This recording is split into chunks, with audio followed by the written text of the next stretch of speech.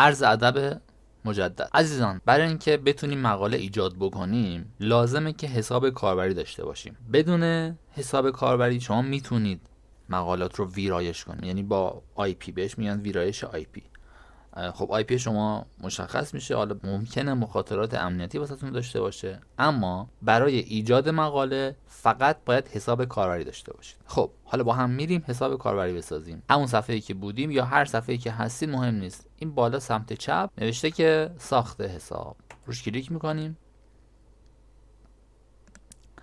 یه مسئله خیلی مهمی رو بگم، چند تا موضوع خیلی مهم بگم. اولا که اسم کاربری شما عمومیه، یعنی فعالیت‌های شما کاملا مشخصه و از روی حساب کاربری شما تمام ویرایش‌های شما رو میتونن پیدا کنن، هر کسی. مسئله بعد این که در آینده هم اگر بخواین حساب کاربریتون رو عوض کنین، تاریخچه تغییر حساب کاربریتون مشخصه. یعنی شما فرض میکنیم یک حساب ساختید به اسم A، 10 سال بعد تصمیم میگیرید فعالیتتون رو تغییر بدید. مثلا فرض کنید رفتید مهاجرت کردین آمریکا، حالا اونجا میخواین فعالیت سیاسی بکنید توی آمریکا و از ترس اینکه دولت آمریکا بخواد شما رو دستگیر کنه یا هر چیزی، اقدام میکنین به تغییر حسابتون رو میکنین B. ولی هر کسی که حساب B شما رو ببینه میتونه ببینه که شما در یک تاریخی تغییر نام دادید از A.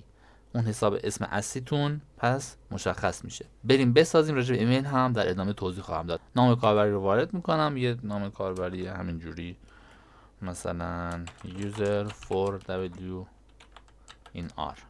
خب 2000 نه بذاریم 1404. این میشه نام کاربری ما. پسوردم یه پسورد بزنم. خب حالا ایمیل استفاده اصلیش به خاطر اینه که شما بتونی که اگر یک روزی رمز عبورت رو فراموش کردی درخواست بدی و رمز عبور رو برات ریست کنه. اما این خیلی نکته خیلی مهمیه که اگر ایمیل میخواین وارد کنین، اگر با بقیه کاربرا ایمیل بزنید، چون ویکی‌پدیا یه قابلیتی داره که میتونین به مدیرا ایمیل بدین یا به کاربرای دیگه ایمیل بدین، اونجا ایمیلی که ارسال میشه از این ایمیل ارسال خواهد شد. در نتیجه از لحاظ امنیتی بازم حواستون باشه، اگه فعالیت حساسیت برانگیزی میخواین انجام بدین حواستون به این موضوع هم باشه. من اینجا ایمیل وارد نمی کنم چون حساب تستیه و کپچا رو وارد میکنم try. خب حسابتان را بسازید. خیلی شفاف توضیح داده که آی پی شما بسته شده. در نتیجه اگر از پراکسی استفاده میکنید، از وی پی ان استفاده میکنید، حتما باید خاموش کنین. به خاطر خرابکاریایی که میشه امکان ثبت نام با آی پی وجود نداره در شرایط فعلی. ممکنه چند سال دیگه که این ویدیو رو دارید میبینید شرایطش مهیا بشه. خب من آی پی ما عوض کردم. دوباره میریم روی گزینه ساخت حساب. این مسئله رو من عمدن توی ویدیو آوردم چون خیلی دوستان با همین قضیه مشکل داشتن. دوباره تست یوزر کپیش کردم دیگه، پسورد و ایمیلم که توضیح دادم، کپچا رو میزنیم. خب به همین راحتی حسابو ساختیم و همه چی اوکی شد.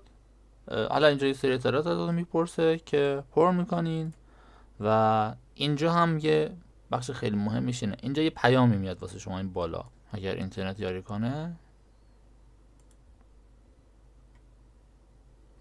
ببینید پیام این خوش آمدگویی که خود ویکی‌پدیاست. یه کاربری روی صفحه من پیام گذاشته، پیام به کاربر جدید، پیام بر روی بحث شما گذاشته شده. من روی این کلیک میکنم، نوشته که کاربر فلانی خوش آمدید، کینو گذاشته ایمان فخری. اینجا یه سری توضیح داده که چیکار کنیم و 5 اصل بنیادی چیه و اینا رو اگر زحمتی بکشین لطف کنین مطالعه کنین، همینا شاید بگم 60-70% شما رو جلو میندازه.